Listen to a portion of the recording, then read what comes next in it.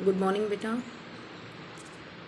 आज हम अपनी क्लास में करेंगे नागार्जुन की प्रसिद्ध कविता सिंदूर तिलकित भाल। यह कविता जो है उन्होंने अपनी पत्नी को समर्पित की है, अपने अंचल वासियों को समर्पित की, यानी कि अपने शहर के, गांव के, प्रदेश के उन लोगों को समर्पित की है जहां उनका जीवन बीता है, बचपन बीता है। उन सबको याद करते हुए उन्होंने ये कविता लिखी है। देखो, अब इस कविता को शुरू करते हैं। घोर निर्जन में परिस्थिति ने दिया है डाल, याद आता है तुम्हारा सिंदूर तिलकित भाल। प्रस्तुत पहले हम इसका प्रसंग लिखेंगे। प्रस्तुत पद्यांश हमारी हिंदी की काव्य पुस्तक समकालीन हिंदी कविता में नागार्जुन की सुप्रसिद्ध कविता सिंदूर तिलकित भाल से अवतरित है। प्रस्तुत पंक्तियों में कवि ने अपनी पत्नी को जो है याद करते हुए, अपनी अर्धांगिनी को याद करते हुए यह पंक्तियां उनको समर्पित करते हुए लिखी हैं। उनको अपना जो है प्रदेश याद आता है और यह उनको ध्यान में रखते हुए उन्होंने यह कविता लिखी है जहां वह अकेलेपन को महसूस कर रहे हैं और उनको अपने प्रदेश की, ग्रामीण अंचल की बहुत याद आ रही है। देखो, घोर निर्जन में परिस्थिति ने दिया है डाल, याद आता तुम्हारा सिंदूर तिलकित भाल। यानी कि अब मैं प्रवास में चला गया हूँ, यहाँ से दूर चला गया हूँ, अपने प्रदेश से, अपने ग्रामीण अंचल से दूर चला गया हूँ। यह ऐसी परिस्थिति में मुझे अब मेरे भाग्य ने मुझे डाल दिया है। मुझे वहाँ जाकर तुम्हारा सिंदूर तिलकित, तिलकित यानी तिलक लगा हुआ, और भाल यानी कि माथा, यानी तुम्हारा सिंदूर से सजा हुआ माथा मुझे याद आता है। कौन है वह व्यक्ति जिसको चाहिए न समाज? प्रश्न लगा है, यानी प्रश्न अलंकार कविता के अंदर यहाँ पे कवि प्रश्न करते हुए पूछते हैं कि ऐसा कौन व्यक्ति है जिसको समाज की आवश्यकता नहीं है।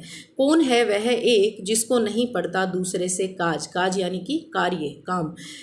इसमें भी कवि प्रश्न पूछते हुए कहते हैं कि ऐसा कौन व्यक्ति है जिसको रहने के लिए समाज की आवश्यकता नहीं है, अर्थात जो समाज को नहीं चाहता, या ऐसा कौन है जिसको जो है किसी समाज में रहते हुए, यहाँ पे जीवन यापन करते हुए किसी दूसरे से कोई काम की आवश्यकता नहीं पड़ती, अर्थात सभी को समाज में रहते हुए आपसी सहयोग से सारे कार्य निपटाने पड़ते हैं। चाहिए किसको नहीं सहयोग, अर्थात समाज में रहते हुए किसको एक दूसरे के सहयोग की आवश्यकता नहीं होती। चाहिए किसको नहीं सहवास, यानी कि एक दूसरे के साथ रहना किसको अच्छा नहीं लगता, यानी कि अपने प्रदेश के पास, अपने परिवार के पास, अपने क्षेत्र के लोगों के पास रहना किसको पसंद नहीं आता है। कौन चाहेगा कि उसका शून्य में टकराए यह उच्छ्वास? उच्छ्वास होता है दुख से भरी हुई लंबी जो सांस होती है उसको बोलते हैं। यानी कि कौन ऐसा चाहेगा कि शून्य यानी अकेलेपन से उसकी सांसें, दुख से भरी सांसें टकराएं। कहने का तात्पर्य यह है कि कौन अकेलेपन में रहना पसंद करेगा, अर्थात अपने प्रियजनों से, अपने स्वजनों से दूर रहना पसंद करेगा। हो गया हूं मैं नहीं पाषाण, पाषाण यानी पत्थर, यानी मैं तुम लोगों से दूर होकर यह मत समझना मुझे कि मैं पत्थर हृदय हो गया हूं, यानी कि मेरे मन की जो भाव हैं, जो भावुकता है, वह सारी समाप्त हो गई है। जिसको डाल दे कोई कहीं भी, करेगा वह कभी कुछ न विरोध, यानी कि मैं कोई उस पत्थर की भांति नहीं हो गया हूं जिसको कोई कहीं भी डाल देगा और वह उसका विरोध नहीं करेगा। करेगा वह कभी नहीं अनुरोध, अनुरोध यानी एक आग्रह, प्रेम पूर्वक आग्रह या प्रार्थना, इसको हम कह सकते हैं कि वह स्वजनों के पास रहने के लिए क्यों नहीं अनुरोध करेगा। वेदना ही नहीं उसके पास, फिर उठेगा कहाँ से निश्वास, यानी उसके हृदय में वेदना ना हो ऐसा तो हो नहीं सकता। और उसकी जो निश्वास यानी पीड़ा से भरी हुई जो आह है, आह यानी पीड़ा से भरने के बाद जो मन की जो एक आवाज़ होती है या सांसें होती हैं उसको बोलते हैं। यानी कि वह क्यों न अपने मन की पीड़ा से भरी हुई आवाज़ को जो है उसके अंदर से, हृदय के अंदर से ऐसी आवाज़ क्यों न उठेगी, अपने स्वजनों को याद करने की आवाज़ क्यों न उठेगी। मैं न साधारण सचेतन जंतु, यहाँ हाँ ना किंतु और परंतु। अब कवि कहते हैं कि मैं न साधारण, यानी कि मैं बहुत ही साधारण हूँ, सचेतन यानी जिसके अंदर चेतनता है, यानी कि मैं चेतन प्राणी हूँ, ऐसा जीव हूँ। यहाँ हाँ ना किंतु और परंतु, यहाँ है सुख दुख का अवबोध। अब कहते हैं हाँ और नहीं का प्रश्न नहीं है यहाँ पर बात है अवबोध यानी ज्ञान, सुख और दुख के ज्ञान की बात है। यहाँ है प्रत्यक्ष ओ अनुमान, यहाँ पर जो है जो साक्षात का है, यानी कि जो मेरे सामने है वो, और मेरे अनुमान यहाँ पर उनकी बात है। यहाँ स्मृति विस्मृति के सभी के स्थान, स्मृति यानी कि याद और विस्मृति यानी कि भूल जाना है, तो कवि कहते हैं कि यहाँ स्मृति और विस्मृति यानी किसी की याद और किसी को भूलना सभी के लिए स्थान है। तभी तो तुम याद आती प्राण, प्राण यानी अपनी प्राण प्रिया अर्धांगिनी को कहा है, अपनी पत्नी को याद करते हुए कहा है कि इसीलिए तो तुम मुझे प्रत्येक पल याद आती हो गया हूँ मैं नहीं पाषाण, मैं पत्थर के समान हृदय वाला नहीं हो गया हूँ। याद आते स्वजन, स्वजन यानी परिवार के लोग, प्रिय लोग, समाज के लोग, कि मुझे अपने सभी प्रिय लोग याद आते हैं, जिनकी स्नेह से भीगी अमृतमयी आंख, यानी कि जो मुझे विदा करते हुए जो उनकी आंखों में उस समय विदाई के समय जो स्नेह के आंसू थे, अमृत रूपी आंसू, अमृतमयी आंख की यहाँ पे बात हो रही है कि जो उनके नेत्रों में जो सजल हो गए थे उनके नेत्र मुझे विदाई देते हुए, मुझे वो आज भी वो आंखें मुझे याद हैं।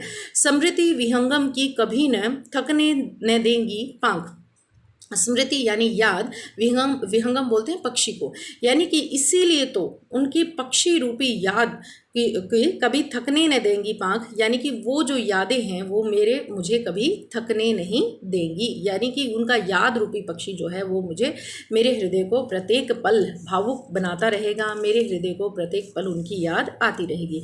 याद आता मुझे वह अपना वह तरुणी ग्राम, ग्राम यानी गाँव, तरुणी उस जगह का नाम है जो उनका ग्राम है यानी गाँव है उनका जहाँ उनका जन्म हुआ है। तो कहते कि मुझे वो अपना तरुणी ग्राम हमेशा याद आता है। याद आती लीची वे आम, अब ये जो पूरा पद है ये है उनके अपने गांव के लिए, अपने क्षेत्र के लिए, अपने अंचल के लिए वो समर्पित करते हुए लिखते हैं कि मुझे वहाँ पर लगी हुई लीचियों के जो बाग हैं, बगीचे हैं, वो मुझे याद आते हैं। वे आम यानी वो आमों के वृक्ष याद आते हैं। याद आते मुझे मिथिला के रुचिर भूभाग, रुचिर यानी जिसमें मेरी रुचि थी, जो मुझे अच्छे लगते थे, मुझे ऐसे भूभाग यानी ऐसे स्थल मुझे याद आते हैं। याद आते धान, धान यानी कि धान के जो वृक्ष हैं वो मुझे याद आते हैं। याद आते कमल कुमुदनी और तालम खान, यानी कि कमल कुमुदनी और उनके जो तालाब हैं वो मुझे कमल और कुमुदनी के फूलों से खिले हुए, तालम खान के फूलों से खिले हुए जो बाग सरोवर में खिले हुए फूल हैं वो मुझे तालाब वहाँ पे याद आते हैं। याद आते शस्य श्यामल जनपदों के रूप गुण अनुसार ही रखे गए वे नाम। शस्य श्यामल का मतलब होता है हरे भरे क्षेत्र, जनपद यानी क्षेत्र, यानी जिस अंचल में, जिस क्षेत्र में कवि रहते हैं वो उसकी हरियाली उनको सदैव याद आती रहती है, उनकी स्मृतियों में वो क्षेत्र अभी भी बहुत ही हरे भरे उनको याद आ रहे हैं। तो वो कहते हैं कि मुझे हमेशा वो अपने हरे भरे क्षेत्र याद आते हैं। रूप गुण अनुसार ही रखे गए वे नाम, यानी कि प्रत्येक क्षेत्र का नाम जो है वो उनके गुणों के अनुरूप, उनके रूप के अनुरूप, अर्थात उनकी विशेषताओं के अनुसार ही उन क्षेत्रों का नाम रखा गया था, वो मुझे बहुत याद आते हैं। याद आते वेणुवन वे नीलिमा के निलय अति अभिराम।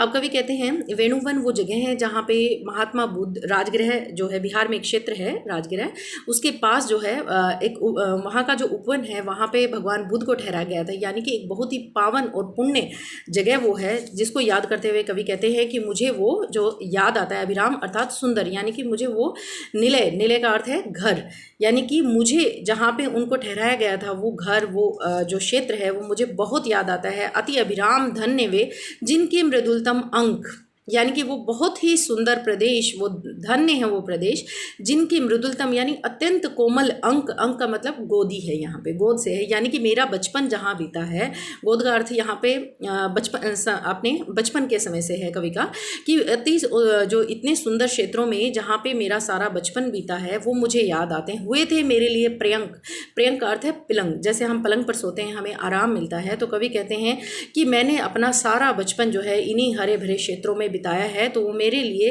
पलंग के समान आनंददायी, आरामदायी था, जहाँ मुझको बहुत आराम मिलता था जहाँ पे लेटकर। तो कहते मुझे वो मैं आज भी याद आते हैं।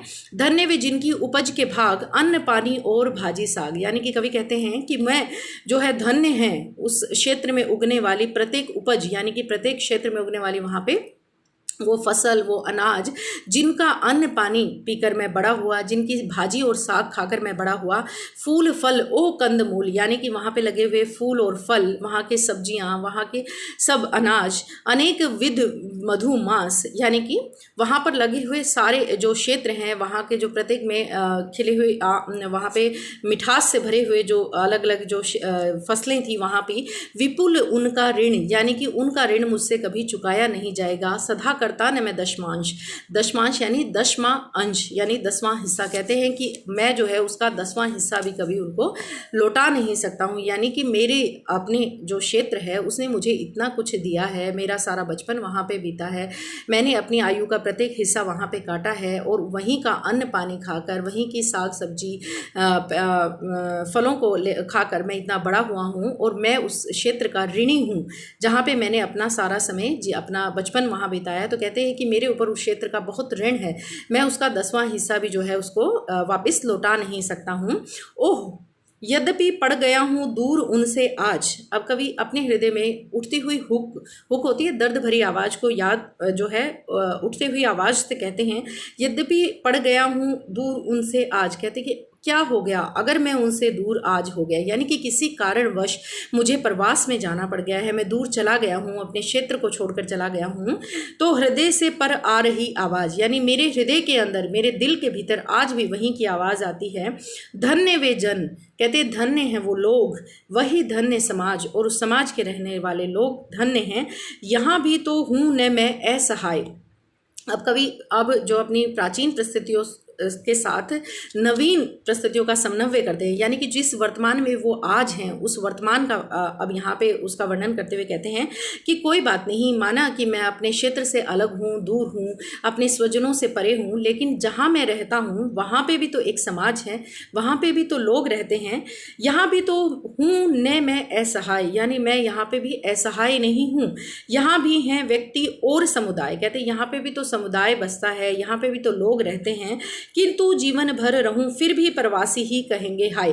लेकिन कवि को मन में इस बात का दुख हो रहा है और कहते हैं कि फिर भी मुझे इस बात का जीवन भर दुख रहेगा कि मैं चाहे यहाँ कितना ही लंबा समय क्यों न बिता लूँ, फिर भी मैं यहाँ पे एक प्रवासी कहलाऊंगा, अर्थात यहाँ पे मैं यहाँ का जो है नागरिक नहीं हूँ, इसलिए मुझे सदैव यहाँ पे एक प्रवासी कहकर संबोधित किया जाएगा। मरूंगा तो चिता पर 2 फूल देंगे डाल। अगर यहाँ रहते रहते मेरी मृत्यु हो गई तो कवि को विश्वास है कि वो उसकी चिता पर 2 फूल भी डाल देंगे, अर्थात श्रद्धा सुमन भी वो वहाँ पर अपने अर्पित कर देंगे। समय चलता जाएगा निर्बाध अपनी चाल, निर्बाध यानी बाधा से रहित। तो कहते हैं कि यह समय जो है वो बिना किसी रुकावट के इसी प्रकार से आगे चलता जाएगा अपनी ही चाल में, यानी समय अपनी गति से सदैव चलता रहता है।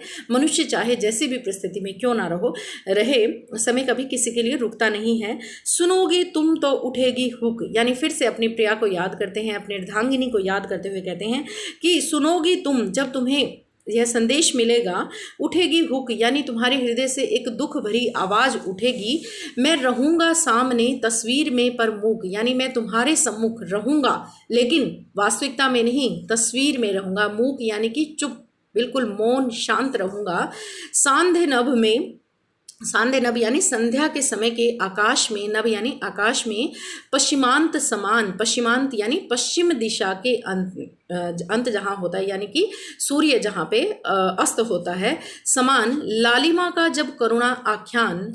या कवि का यहाँ पे कवि ये कहते हैं कि जब सूर्य का अंत होता है तो पश्चिम दिशा जिस प्रकार से लालिमा को अपने अंदर समा लेती है, ओढ़े होती है, इतना सुंदर जो है पश्चिम दिशा का रंग हो जाता है, बिल्कुल उसी प्रकार से सुंदर मुख वाली जो उनकी पत्नी है उसको याद कर रहे हैं और उसी को संबोधित करते हुए कहते हैं कि सुना करता हूँ, यानी मैं सुनाई देता है मुझे, सुमुखी, सुमुखी कहा है सुंदर मुख वाली, यानी अपनी प्रिया को, पत्नी को संबोधित किया है कि सुना करता हूँ सुमुखी उस काल, याद आता तुम्हारा सिंदूर तिलकित भाल, यानी कि मुझे उस समय तुम्हारी बहुत याद आती है और तुम्हारा सिंदूर से सजा हुआ तुम्हारा जो है वो माथा जो है वो मस्तिष्क जो है वो मुझे याद आता है। भावार्थ इस कविता के अंदर यह बनेगा कि व्यक्ति को अपने क्षेत्र विशेष से, अपने स्वजनों से, अपने प्रियजनों से बहुत प्रेम होता है और यह एक मनोवैज्ञानिक तथ्य भी होता है कि जब कोई भी व्यक्ति अपने से दूर चला जाता है, अपने प्रियजनों से दूर चला जाता है, तो वो चाहे वहाँ पे कितना ही खुशहाल क्यों न रहे, उसे सदैव अपनी मातृभूमि की, अपने देश की, अपने स्वजनों की, अपने प्रियजनों की याद उसे सदैव सताती रहती है।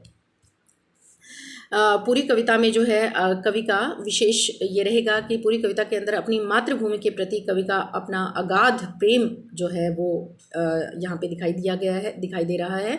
अपनी अर्धांगिनी के प्रति भी कवि के हृदय में जो भाव उमड़ कर आ रहे हैं वो यहाँ पे चित्रात्मक शैली में दिखाई देते हैं। और यहाँ पे भाषा जो है बहुत ही सहज और सरल है, शब्द योजना बहुत ही विषयानुकूल बनाई गई है, समस्त कविता के अंदर माधुर्य गुण है, प्रतीकात्मक कविता है, इसलिए पूरी कविता में प्रतीकात्मकता का गुण यहाँ पे हमें दिखाई देता है। सारी कविता बहुत ही सुंदर और सरल शैली में लिखी हुई है। यह नागार्जुन की बहुत ही प्रसिद्ध और सुंदर कविता है।